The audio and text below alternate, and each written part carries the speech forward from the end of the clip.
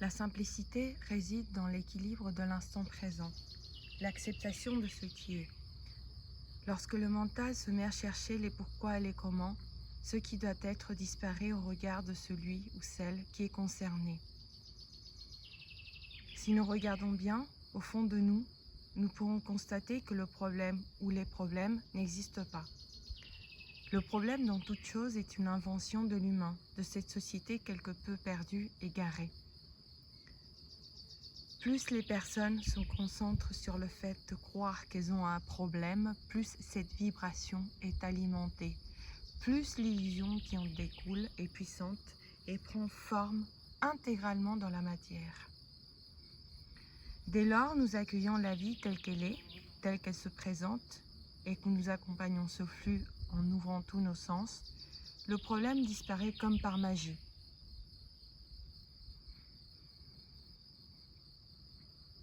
Ici, l'idée n'est pas de nier votre réalité et de ce que vous ressentez ou voyez, mais plutôt de vous faire revenir au moment présent, de vous inviter à stopper la procrastination.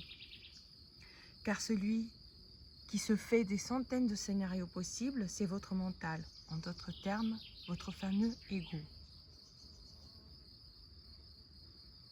De nombreuses personnes me demandent régulièrement « Mais comment accepter la maladie ?